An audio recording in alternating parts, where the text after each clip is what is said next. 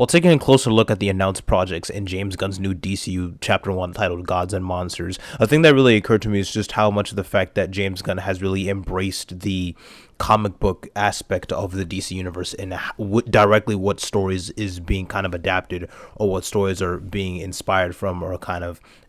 sort of based on and, kind of giving a certain tone or like a comic book feel for the future of DC. Specifically when it comes to the fact that James Gunn has gone out of his way to hire comic book writers like Tom King to work on movies that are like direct adaptations of the comic books that they wrote. So in which, Supergirl Woman of Tomorrow was one of the films that was announced during the Gods and Monsters, I guess, reveal, which was stated by James Gunn that that's actually just less than half of the projects that are in Chapter 1 in total, because there was a report that the 8 to 10 year plan would include around 2 chapters, but obviously they would probably be more like after that 8 to 10 year plan is said and done. But there were like a total of 10 projects announced at the end of January, and like I guess that's less than half. And with one of those projects being Supergirl Woman of Tomorrow,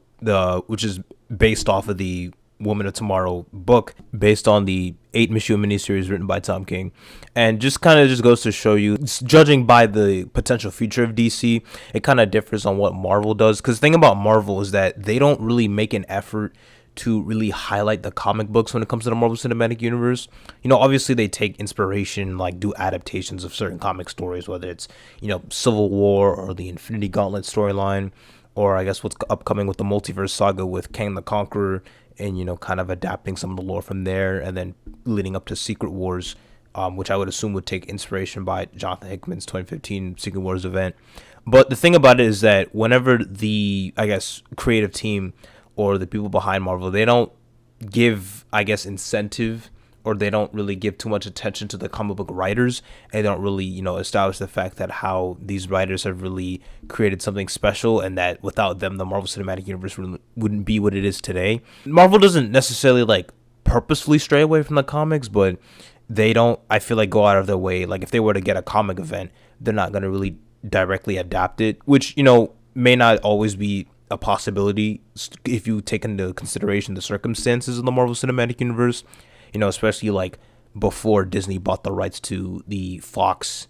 X-Men and Fantastic Four characters. They didn't have the rights, so they couldn't directly adapt, like, let's say Civil War to include like Reed Richards or something, or they couldn't do like the Illuminati because they didn't own like Mr. Fantastic or Charles Xavier. But I guess, you don't really see a lot of direct correlation. Like a lot of the comic books will like kind of be reminiscent of what's going on in the MCU. Like a lot of more obscure characters will kind of change to match the popularity in the films or TV shows. But the thing about DC, at least what I'm seeing so far with James Gunn's kind of vision, is just how much he's embracing the comics.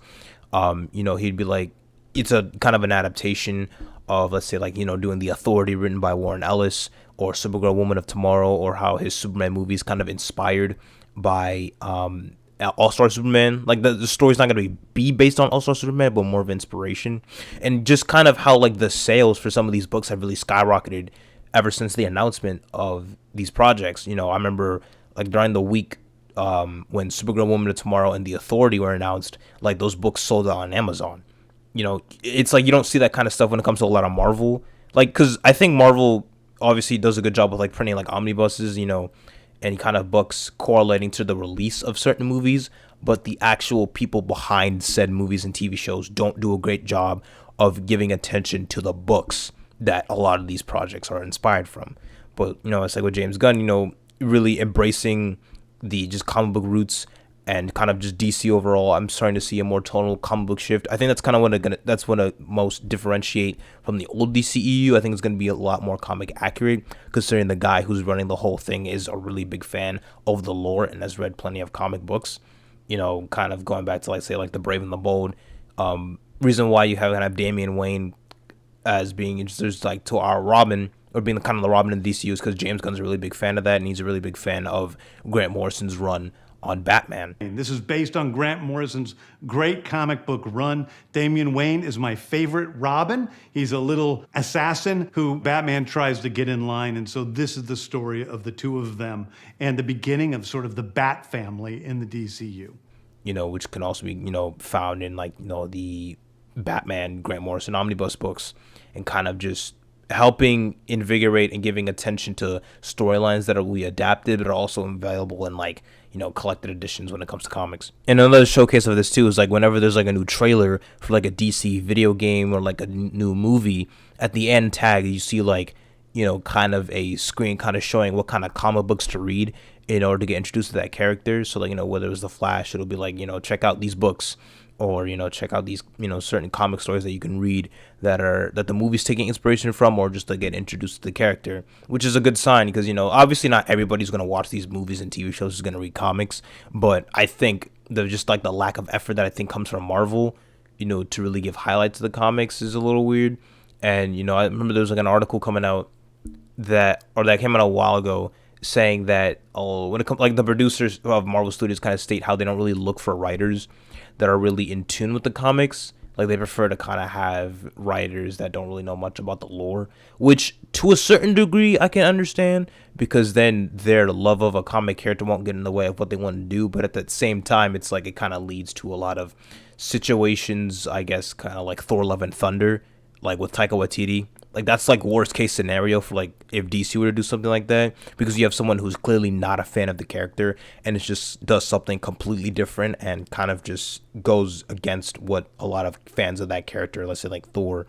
you know, want. You know, if these announce you're going Gore the God Butcher doing a storyline based off of Jason Aaron's run on Thor in the comics, you know, a lot of fans will get excited. But if you have someone like Taika who's never read a Thor comic,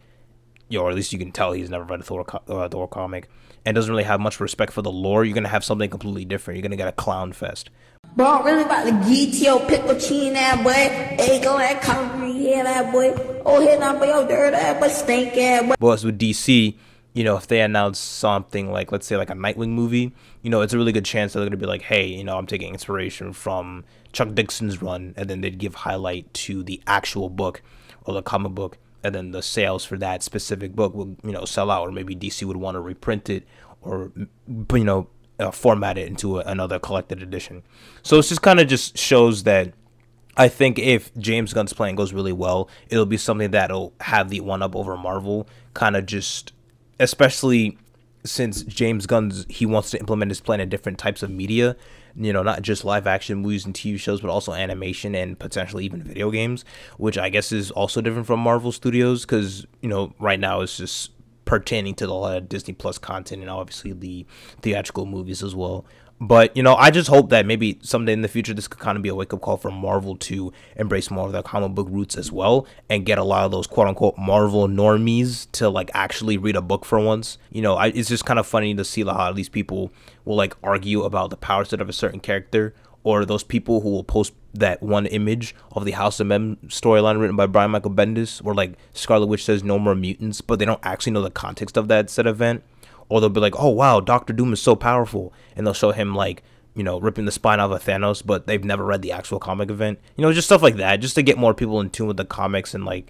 you know, just introduce them to other characters that could be potentially introduced in future movies. But, you know, I guess it'd just be a really cool idea to kind of see that going forward for both Marvel and especially DC.